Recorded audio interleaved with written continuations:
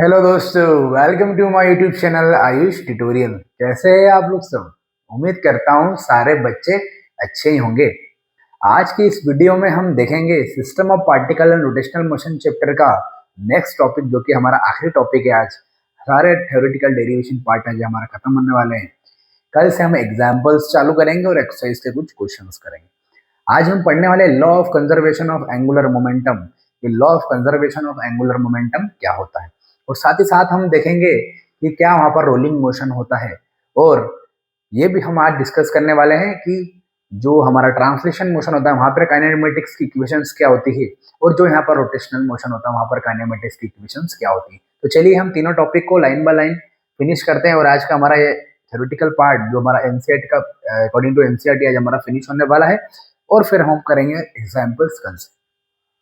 ये जो white page की जो पीडीएफ है, बैकग्राउंड है, ये आपका बिल्कुल बहुत ही जल्द होने वाला है। नेक्स्ट चैप्टर से आपको कहीं भी प्रकार की समस्या देखने को नहीं मिलेगी। एक भी प्रकार की सारी समस्या सॉल्व हो जाएगी। नेक्स्ट चैप्टर से माइक भी आपका आ जाएगा। तो आप लोग फिक्र ना करें, सब चीजें व्यवस्थित हो रही है। बस आप मेरे साथ बने रहे, मेरे चैनल को सब्सक्राइब करना ना भूले, ज्यादा से ज्यादा शेयर करना ना भूले। और अगर आप कुछ गलती या कुछ कमियां नजर आती है तो आप मुझे बताइए, मैं उसको जरूर दूर करने की कोशिश करूंगा। आपके सजेशंस के बिना, आपके सपोर्ट्स के बिना हम कुछ भी नहीं है। जितना आप हम आपको प्रोवाइड कर रहे हो उतना ही आप हमको चीजें प्रोवाइड कर रहे हो, है ना। मिलजुल कर ही काम हो सकता है, अकेले कुछ भी नहीं हो सकता। ठीक है। खैर, अकेला ही शेर जंगल पर राज करता है, बट कहावत कहता है ना, कहना बहुत मुश्किल है और करना बहुत कठिन होता है। कहने को तो सब कोई भी कह देगा, ऐसा होता है क्या? देखिए, यहाँ पर हम बात करते हैं। पहली चीज अगर हम बात करें statement of law of conservation of momentum की बात अगर हम करते हैं, तो यहाँ पर क्या हो जाता है statement, and if no external unbalanced force act on the system interacting bodies, the total linear momentum of the system remains constant. Conserve constant मतलब कंजर्व सेम, कांस्टेंट का मतलब होता है कंजर्व या फिर सेम इक्वल एक जैसा। ठीक है। In a magnitude and direction over time. मतलब वो बोल रहा है कि कंजर्वेशन ऑफ मोमेंटम क्या होता है, जो हम पहले पढ़ चुके हैं। ये total momentum before collision is just equal to total momentum after collision. या फिर हमने जो पढ़ा था, जो एफ प्रोपोर्शनल होता है, जो एफ होता है वो किसके बराबर होता है? डीपी अपॉन डीटी के। मतलब अगर वहां पर नेट एक्सटर्नल फोर्स जीरो हो जाएगा तो ये जो डीपी अपॉन डीटी है वो जीरो के बराबर हो जाएगा।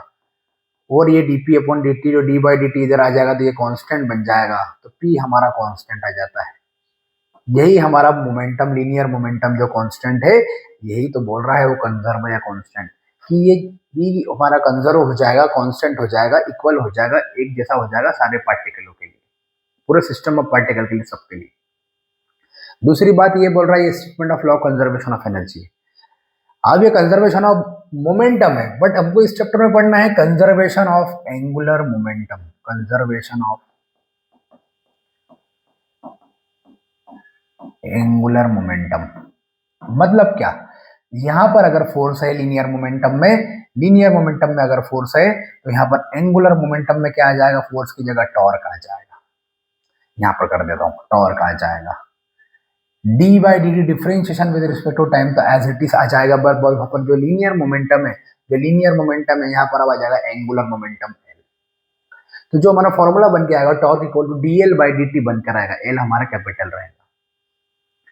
अब ये जो हमारा टॉर्क है, अगर यहाँ पर फोर्स जीरो हुआ था, अगर यहाँ पर टॉर्क जीरो हो जाता है तो यहाँ पर dl by d t equal to zero हो जाएगा। इसका मतलब जो हमारा L है वो वहां पर कांस्टेंट हो जाएगा। जो हमारा L है वहां पर हमारा कांस्टेंट हो जाएगा।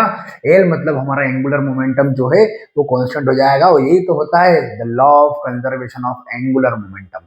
एंगुलर मोमेंटम मतलब जो हमारा एंगुलर मोमेंटम L है वो अगर कांस्टेंट हो जाएगा, एक जैसा हो जाएगा, पहले जितना था बाद में भी उतनी हो जाएगा, कंजर्व हो जाएगा। कंजर्व मतलब सेम, सेम मतलब इक्वल, इक्वल मतलब कांस्टेंट, कांस्टेंट मतलब एक जैसा, एक जैसा मतलब बराबर या कांस्टेंट, बरोबर एकदम। कंजर्व का मतलब ही होता है बचा कर रखना, सेम, जितना पहले था उतना ही बाद में, जितनी एनर्जी मेरी पहले थी उतनी एनर्जी मेरी अभी भी है, सेम इक्वल है, कांस्टेंट एक जैसी बराबर है।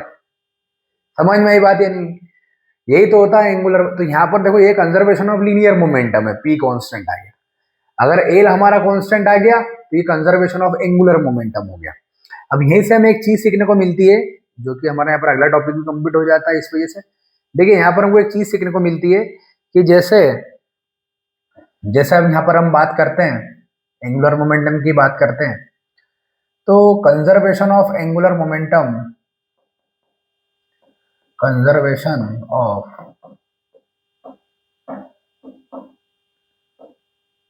एंगुलर मोमेंटम, अगर हम बात करें कि जैसा आपने अभी भी देखा कि जो टॉर्क होता है वो dl अपॉन dt के बराबर होता है। और हमने एक चीज और देखी यहाँ पर कि जो d by d T L जो होता है वो हमने प्रीवियस टॉपिक्स हमने यहाँ पर ये चीज लिख रहे हैं कि एल की वैल्यू आई ओमेगा भी होती है। अब ये आई होता है हमारा, आई क्या होता है? आई हमारा होता है मोमेंट ऑफ इनर्शिया। आई हमारा होता है मोमेंट ऑफ इनर्शिया। पर जो हमारा ओमेगा होता है, ओमेगा क्या होता है? Angular speed. क्या हो जाता है ओमेगा यहाँ पर? एंगुलर स्पीड, कि ऑब्जेक्ट कितनी स्पीड से वहां पर घूम रहा है। अब देखिए यहां से हमको क्या सीखने को मिलता है? कंजर्वेशन ऑफ मोमेंटम देखना है यहाँ पर ध्यान से। यहाँ पर हमको कंजर्वेशन ऑफ मोमेंटम से ये सीखने को मिलता है कि ये जो dl बाई डी टी अगर इसके बराबर है और ये dl बाई डी टी अगर टॉर्क के बराबर है, तो टॉर्क फर्स्ट और सेकंड इक्वेशन से हम बता सकते हैं कि टॉर्क भी इसके बराबर हो जाएगा। तो जो टॉर्क है वो भी आई ओमेगा के बराबर हो जाएगा। और यहाँ से हमको एक नया फॉर्मूला निकल के मिलता है। वो क्या मिलता है? ये आई हमारा मोमेंट ऑफ इनर्शिया, टॉर्क हमारा कांस्टेंट है, बाहर आ गया D W by d T, और ये हमारा एंगुलर एक्सेलरेशन भी होता है। तो आई इक्वल टू ये हो गया अल्फा। ये D W upon D T को हम एंगुलर एक्सेलरेशन भी बोलते हैं, अल्फा बोलते हैं, एंगुलर एक्सेलरेशन बोलते हैं। तो ये जो एंगुलर एक्सेलरेशन है, ये जो अल्फा है एंगुलर एक्सेलरेशन है, इसको मैंने यहाँ पर D W by d T के अपॉन के फॉर्म में लिख दिया। तो यहाँ पर ये डी डब्ल्यू, यहाँ पर ये D W by d T के फॉर्म में मैंने यहाँ पर इसको लिख दिया है। अब ये D W by d T ये अल्फा है हमारा, ये एंगुलर एक्सेलरेशन है। ये क्या हो गया हमारा? एंगुलर एक्सेलरेशन हो गया। सबको बात समझ में आ रही है नहीं आ रही है? क्लियर है नहीं क्लियर है? बात समझ में आ रही है सबको? अब मैं एक चीज और आपको बताना चाहूंगा यहाँ पर कि ये तो हमारा एक इंपॉर्टेंट फॉर्मूला आ जाता है, torque equal to I alpha. बहुत ही ज्यादा इंपॉर्टेंट फॉर्मूला है। आई हमारा मोमेंट ऑफ इनर्शिया है, मोमेंट ऑफ इनर्शिया है, और अल्फा हमारा एंगुलर एक्सेलरेशन है, ए एंगुलर एक्सेलरेशन। बोलो यहाँ पर कोई समस्या है आपको? कोई दिक्कत है? कोई परेशानी है? कोई दिक्कत नहीं, कोई परेशानी नहीं है। आगे बढ़े हम। कोई समस्या किसी को कोई समस्या नहीं। देखो यहाँ पर हमने कुछ भी नहीं किया है। यहाँ पर हमको ये angular momentum, loss conservation of angular momentum से हमको ये टॉर्क का फॉर्मूला पता है, डीएल बाई डी टी। यहीं से हमने इसको एक फॉर्मूला हमको ये भी पता है कि DL by d T L D by d T I omega के बराबर होता है। अगर ये दोनों आपस में बराबर तो ये और दोनों भी बराबर होंगे, तो हमने इन दोनों को बराबर कर दिया। ये आई को मैंने बाहर लिख दिया कि कांस्टेंट है, D W by d T क्या हो गया? अल्फा हो गया। तो ये और टॉर्क का फॉर्मूला आ गया आई अल्फा। ये तो फॉर्मूला हमारा आगे आपको सीखने को क्या मिला? हमको सीखने को क्या मिला? हमको ये सीखने को मिला प्यारे बच्चों, क्या सीखने को मिला हमको? हमको ये सीखने को मिला कि अगर हम बात करें कि अगर एंगुलर मोमेंटम की बात करें, जैसे वो बात ना सर्कस में क्या होता है, एक आदमी रहता है एक ही पॉइंट पे ऐसे इसी जगह पे घूमते रहता है, घूमते रहता है, घूमते रहता है। ये अपन चेयर पे बैठे रहते हैं, चेयर जो आती है वायरल चेयर, उस पर भी हम ऐसे घूमते रहते घूमते रहते घूमते रहते घूमते रहते घूमते रहते घूमते कि नहीं घूमते? एक ही जगह पे घूमते रहते। अब जैसे मान लो कि मैं जैसे को आजकल वो फोटो लेने वाला आता है ना, कैमरा लगा रहता है, अपन घूमते रहते हैं। तो वहां पर एक बात आप याद रखना, वहां पर कंजर्वेशन ऑफ एंगुलर मोमेंटम लगता है। जैसा कि हमको पता है कि टॉर्क क्या होता है, आई अल्फा के बराबर एक फॉर्मूला, तो हमने ये सीखा। एक हमने ये देखा फॉर्मूला, एल जो होता है D by d T, L जो होता है वो किसके बराबर होता है? D by d T I omega के बराबर होता है। अब यहाँ से मतलब इसका मतलब डी बाई डी टी अगर हम कैंसिल करें तो आई ओमेगा के बराबर है एल। तो L equal to I omega जो होता है एंगुलर मोमेंटम जो होता है, मोमेंट ऑफ इनर्शिया और एंगुलर स्पीड के बराबर होता है। मतलब क्या? सुनना, इससे हमको एक एग्जांपल बहुत मस्त तरीके से जीवन में सीखने को मिलता है कि अगर हम जैसे किसी भी सर्कुलर पाथ पर हम रिवॉल्व कर रहे हैं, कंटिन्यूसली एक ही जगह पे ऐसे घूम रहे, अगर मैं मेरा हाथ, वो सर्कस में आप लोगों ने देखा होगा एक लड़की ऐसे घूमती रहती है, नहीं घूमती रहती। देखो वही वाला आंसर यहाँ पर आएगा कि आपने अधिक ये जज किया होगा कि जब वो गर्ल घूम रही होती है, जब वो उसका हाथ दूर कर लेती है, मतलब मोमेंट ऑफ इनर्शिया बढ़ जाता है। अगर मोमेंट ऑफ इनर्शिया बढ़ जाएगा तो एंगुलर स्पीड क्या हो जाएगा, कम हो जाएगा, क्योंकि आपस में इनवर्सली प्रोपोर्शनल है। ये आई हमारा नीचे आ जाएगा और ये ओमेगा ऊपर आ जाएगा। तो ये आई हमारा जो, अगर मोमेंट ऑफ इनर्शिया अगर अपना बढ़ रहा है, मोमेंट ऑफ इनर्शिया अगर हमारा बढ़ रहा है, तो मोमेंट ऑफ इनर्शिया बढ़ेगा तो हमारा एंगुलर स्पीड कम हो जाएगा। मतलब वो लड़की अगर हाथ दूर कर देगी, मोमेंट ऑफ इनर्शिया को बढ़ा देगी, और जब वो घूम रही होगी किसी स्पीड से, तो उसकी स्पीड क्या हो जाएगी, एंगुलर स्पीड क्या हो जाएगी, कम हो जाएगी। बट वही लड़की अगर ये हाथ ज्यादा था, अब हाथ को पास में ले आएगी और अब जब घूमेगी तो इसकी स्पीड बढ़ जाएगी, क्योंकि उसका मोमेंट ऑफ इनर्शिया कम हो गया, तो उसकी स्पीड क्या हो जाएगी, बढ़ जाएगी। तो हाथ अगर दूर करके रखा हुआ है, मतलब उसकी जो एंगुलर स्पीड है वो वहां पर कम हो जाना है, क्योंकि मोमेंट ऑफ इनर्शिया बढ़ गया। पर हाथ अगर पास में लेके आ गए, मतलब मोमेंट ऑफ इनर्शिया कम हो गया, मतलब स्पीड वहां पर क्या हो गई, ज्यादा हो जाएगी। ये बात हमको कंजर्वेशन ऑफ मोमेंटम से सीखने को मिलता है, law of conservation of angular angular momentum से हमको सीखने को मिल जाता है। ये बात आप थोड़ा याद रखें, ये काम की चीजें। ये यहाँ पर कंजर्वेशन ऑफ एंगुलर मोमेंटम हमारा खत्म हो जाता है कि एल बराबर कांस्टेंट, उसी स्पीड से वहां पर घूमते रहेगी बॉडी, कांस्टेंट एंगुलर मोमेंटम से वो बॉडी घूमती रहेगी। समझ में ही बात या नहीं समझ में? Clear? Is it clear each and everyone और नॉट? बस इतनी सी बातें आपको, ये फॉर्मूलेस मैंने जो डिराइव करा है, ये जो चीजें हैं मैंने आपको, ये चीजें आपको याद रखना है। तो ये हमारा जो टॉपिक है कंजर्वेशन ऑफ एंगुलर मोमेंटम, ये फिनिश हो जाता है। जैसा कि यहाँ पर आपको नोट्स में देखने को मिल जाएगा। अभी दो टॉपिक और बचे हमारा। रोलिंग मोशन क्या होता है, छोटा सा टॉपिक है रोलिंग मोशन, वो मैं आपको बता रहा हूँ। और उसके बाद की काइनेमेटिक्स रोटेशनल मोशन की इक्वेशंस हम देखेंगे ना, काइनेमेटिक्स की रोटेशनल फॉर्म में इक्वेशंस देखेंगे। तो देखिए यहाँ पर अपना जो भी ये ना, जो टेबल में बना के बता देता हूँ आपको, ये पीडीएफ, इसका स्क्रीनशॉट ले लिया करें, ले लिए इसका स्क्रीनशॉट। सब कुछ दिया हुआ है, total momentum, total kinetic energy, post collision state, coefficient of, सब कुछ दिया हुआ है। सब एक आध चीजें सही है। अब ये आपको इंस्टीट्यूशन, ये एक दो चीजें जो आपको लिखने की जरूरत नहीं है, एनसीईआरटी के जो बाहर रहता है, तो ये अंडरस्टेबल है। एनसीईआरटी में आप लोग सभी जन बुक में देखते होंगे। अब अगले चैप्टर से तो मैं एक एक चीज बाकायदा, एनसीईआरटी की पीडीएफ भी यहाँ पर ओपन रहेगी, आपको एक एक चीज बाकायदा पैराग्राफ वाइज टिक लगा दिया जाएगा। अब उसमें से भी आप लोग नोट्स बना सकते हो, ठीक है।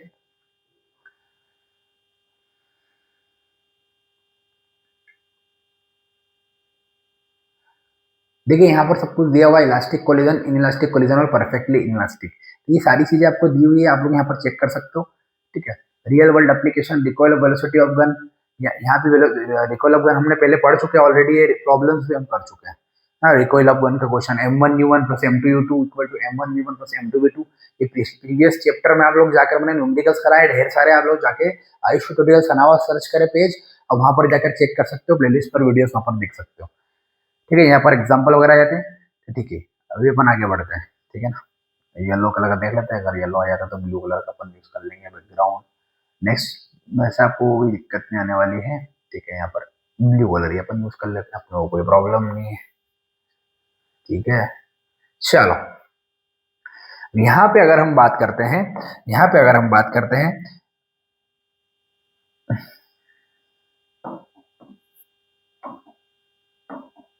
देखना प्यारे बच्चों, यहाँ पर अब यहाँ पर अगर एक चीज डिस्कस करने वाले हैं कि रोलिंग मोशन क्या होता है, रोलिंग मोशन क्या होता है, और साथ ही में हम देखेंगे, एक तो रोलिंग मोशन के बारे में आपको बताना है,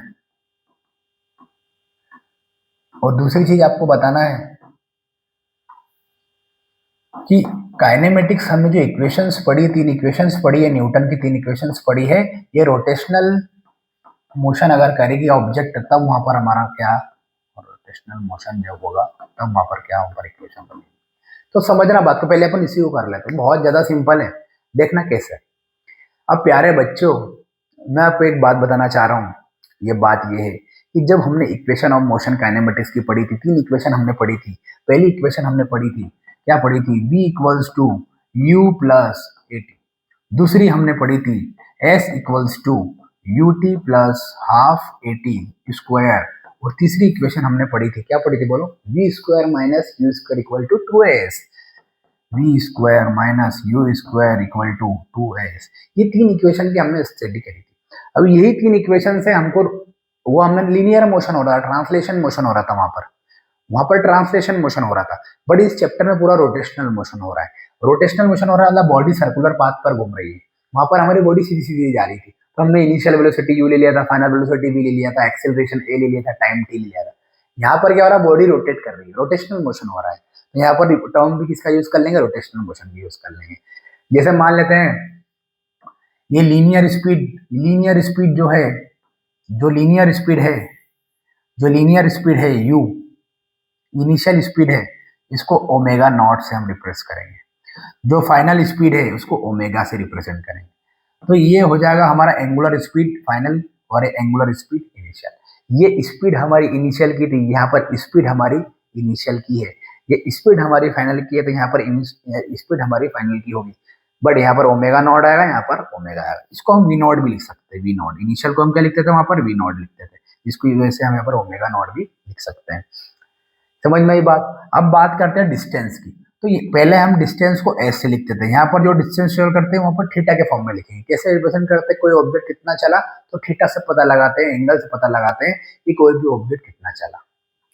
तो यहाँ पर हम एस की जगह सब्स्टिट्यूट कर देंगे थीटा को। वहां पर एक्सेलरेशन लीनियर मोशन में ए होता था, यहाँ पर क्या हो जाएगा, अल्फा हो जाएगा। वहां पर लीनियर एक्सेलरेशन ए से रिप्रेजेंट करते हैं, यहाँ पर एंगुलर एक्सेलरेशन अल्फा से रिप्रेजेंट करते हैं। अब ये तीनों इक्वेशन को हम यहाँ पर लिख देंगे। कैसे लिखेंगे यहाँ पर समझना।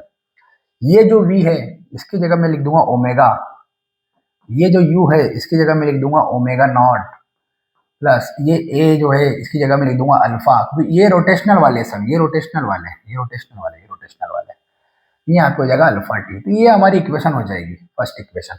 काइनेमेटिक्स की इक्वेशन देख रहे हैं रोटेशनल मोशन के फॉर्म में, ये हमारी इक्वेशन हो जाएगी। सारे क्वेश्चन अगर रोटेशनल मोशन के आते तो ये इक्वेशन लगाना है आपको। जैसे यहाँ पर एस है, डिस्टेंस है, डिस्प्लेसमेंट है, तो यहाँ पर थीटा आ जाएगा, एस की जगह क्या आ जाएगा, थीटा आ जाएगा। इनिशियल यू की जगह क्या आ जाएगा, ओमेगा नॉट, टाइम ऐसा का ऐसा, हाफ ऐसा का ऐसा, ए की जगह अल्फा, फिर टाइम का स्क्वायर ऐसा का ऐसा। ये हमारा जो हो गया रोटेशनल मोशन का एक और इक्वेशन हो गया। अब आप लोग मुझे ये बताइए, साथ ही साथ जितने बच्चे ऑनलाइन है ऑफलाइन है, बताओ वी का क्या हो जाएगा, वी का हो जाएगा ओमेगा। तो ओमेगा का स्क्वायर माइनस ओमेगा नॉट का square, to as it is. A का क्या हो जाएगा, अल्फा हो जाएगा, ए का अल्फा हो जाएगा और डिस्टेंस का थीटा हो जाएगा। ये हमारी इक्वेशन हो जाएगी थर्ड इक्वेशन। तो ये जो हमारी काइनेमेटिक्स इक्वेशन हो गई है, फर्स्ट सेकंड थर्ड, ये तीनों वहां पर रिप्रेजेंट हो गई है। सबको समझ में ये बातें समझ में ही। First equation, second equation, third equation यहाँ पर काइनेमेटिक्स की रोटेशनल मोशन के फॉर्म में मैंने आपको लिख के बता दी। यही आपको याद करना है, या कोई से भी न्यूमेरिकल्स आप लोग कर लो, आपको ये एज इट इज काम में आने वाला है। अब हमारा जो लास्ट टॉपिक बचा है वो है रोलिंग मोशन। तो सपोज ये हमारी बॉल है, ये रोल करते करते करते करते करते करते बॉल हमारी यहाँ पर आ गई।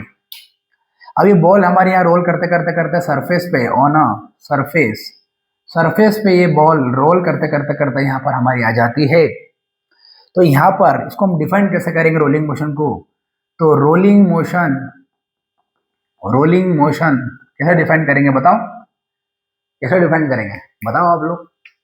भाई बॉल रोल कर रही है मतलब सीधी सीधी भी जा रही है, ट्रांसलेशन मोशन भी हो रहा है और रोटेशनल मोशन भी हो रहा है, अपनी जगह पे भी घूमती जा रही है। तो यहाँ पर rolling motion is the type of motion, rolling motion is the type of motion which includes both translational motion and rotational motion. That type of motion is called rolling motion. जहां पर ऐसा मोशन हो रहा है, body का ऐसा motion हो रहा है जहां पर ट्रांसलेशन मोशन भी देखने को मिल रहा है और रोलिंग मोशन भी देखने को मिल रहा है, ऐसे मोशनों को ही हम बोलते हैं रोलिंग मोशन। समझ में आई बात। रोटेशनल एक और चीज वो सबसे समझ में है ना, रोलिंग मोशन क्या होता है। रोलिंग मोशन मतलब बॉल हमारी, जैसे एग्जांपल हमने बॉल को रोल कर दिया, वो रोलिंग गेम भी आता है, हमने मॉल में देखा है हमने कि अपन एक बॉल को मारते हैं और ऊपर से वहां जितने भी जमे रहते हैं ऐसे, है ना, ऐसे सिलेंड्रिकल वहां पर एक मटेरियल प्लास्टिक का रखा रहता है, वो गिर जाते हैं एक बॉल से बहुत सारा, आपने देखा होगा, बहुत मस्त गेम है। तो सारी चीजें हमने डिस्कस कर ली। जैसे यहाँ पर रोलिंग मोशन के बारे में मैंने आपको बता दिया है कि रोलिंग मोशन क्या होता है। रोलिंग मोशन एक ऐसा मोशन होता है जहाँ पर ट्रांसलेशन मोशन और रोटेशनल मोशन दोनों वहां पर पॉसिबल होता है। ऐसे मोशन को ही बोलते हैं हम रोलिंग मोशन, जैसे बॉल हमारी रोल कर रही होती है किसी सरफेस पर, ऑन अ सरफेस, किसी सरफेस पर। अब अगर हम बात करते हैं, ये हमारा हो गया काइनेमेटिक्स रोटेशनल मोशन। अब एक चीज जो सबसे मस्त सुनने में आती है, सर सर्कुलर मोशन और रोटेशनल मोशन में क्या अंतर है? तो सर्कुलर मोशन में आप लोग एक बात याद रखना, सर्कुलर मोशन में क्या होता है, जो ऑब्जेक्ट होता है वो किसी ऑब्जेक्ट के अराउंड रिवॉल्व करता है, ऐसे मोशन को बोलते हैं सर्कुलर मोशन। जैसे ये ऑब्जेक्ट है, ये दूसरा ऑब्जेक्ट है, ये पहला ऑब्जेक्ट है, तो पहला ऑब्जेक्ट दूसरे ऑब्जेक्ट से यहाँ पर सर्कुलर ऐसे रिवॉल्व कर रहा है अराउंड। तो अगर किसी दूसरे ऑब्जेक्ट के रिस्पेक्ट में अराउंड रिवॉल्व करता है, मोशन करता है, ऐसे मोशन को सर्कुलर मोशन बोलते हैं। बट अगर कोई ऑब्जेक्ट अपनी एक्सिस पर रोटेट करते जाता है, जैसे अर्थ रोटेट कर रही है, अपनी एक्सिस रोटेट कर रही, तो उसको अपनी एक्सिस पे रोटेट हो जाना, उसी को हम बोलेंगे, वैसे मोशन को बोलेंगे रोटेशनल मोशन। तो ये सारी चीजें मैंने आपको एक्सप्लेन कर दी है। फॉर्मूले से आपको इसमें से याद रख लेना है। जैसे आज फॉर्मूला पड़ा torque equal to I alpha, ये आपको याद कर लेना है। फिर आपको L equal to I omega, एक ये याद कर लेना है। और एक d L by d t भी टॉर्क के बराबर होता है, ये याद कर लेना है। तो ये तीन फॉर्मूले जबरदस्त इंपॉर्टेंट है। और एक और फॉर्मूला है V equal to omega R, है ना, ये भी आपको एक फॉर्मूला याद कर लेना है कि वी एक ओमेगा आर के बराबर होता है। एक फॉर्मूला और मैंने आपको बताया था, एल इक्वल टू होता है एम वी आर के बराबर, एक फॉर्मूला ये भी याद कर ले। ये तीनों फॉर्मूले, चारों फॉर्मूले में न्यूमेरिकल जब कराऊंगा तो आपको ऐसा ही लगना चाहिए कि सर ने फॉर्मूला कहाँ से लिखा, तो आपको ये फॉर्मूला पूरे याद होना चाहिए। एक और फॉर्मूला यहाँ से बन जाता है, जैसे एम वी को हम मोमेंटम लिख देते हैं तो आर क्रॉस पी हो जाता है, क्योंकि जो एंगुलर मोमेंटम होता है, एंगुलर मोमेंटम हमारा पोजीशन वेक्टर और लीनियर मोमेंटम के प्रोडक्ट से वहां पर बनकर आ जाता है। तो ये सारे चीजें, ये सारे फॉर्मूले जो मैंने यहाँ पर लिखे, यहाँ पे लिखे, ये आपको भी कॉपी में एज इट इज लिख लेना है, स्टार बना बनाकर। और चैप्टर के स्टार्टिंग में सारे फॉर्मूले लिख लिया करो, जितने भी फॉर्मूले से चैप्टर के अगर स्टार्टिंग में रहेंगे तो ही आपको काम में वहां पर आएगा। जो भी जितने भी फॉर्मूले होते हैं हर एक चैप्टर के स्टार्टिंग में लिख लिया करो, याद कर लिया करो, ताकि आपको कोई भी समस्या नहीं है। अब मिलेंगे हमारे अगले वीडियो में। जब तक कि मैंने जो पढ़ाया है उसको 10 से 15 मिनट रिवाइज करें। ये चैप्टर हमारा कंप्लीट हो चुका है।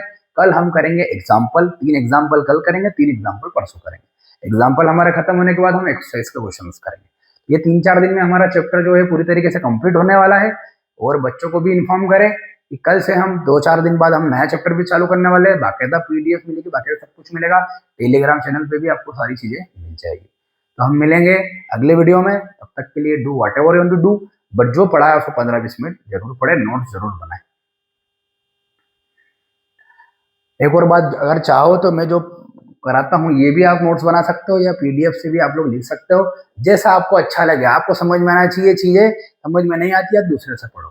मेरे से समझ में अगर आ रहा तो बिल्कुल मेरे से पढ़े, कोई जबरदस्ती किसी को नहीं है। मैं कोशिश करता हूँ कम समय में ज्यादा से ज्यादा मटेरियल आपको प्रोवाइड कर सकूँ। धीरे से बच्चों की माइक की डिमांड थी, वो भी माइक आने वाला है, सब चीजें होने वाली है, बस आपको सपोर्ट करना है, क्योंकि आपके सपोर्ट के बिना हम बिल्कुल भी कुछ नहीं कर पाएंगे। और मेरा इतना सही आपसे निवेदन रहेगा कि आप जो पढ़ा रहा हूँ उसको एक बार पढ़े, आप दूसरों को बोलो गारंटी सर ले, वही तक मैं समझाता हूँ, आयुष सर से पढ़ के आया हूँ। ठीक है, तो मिलेंगे हम कल, जब तक जो पढ़ा उसको पढ़ो।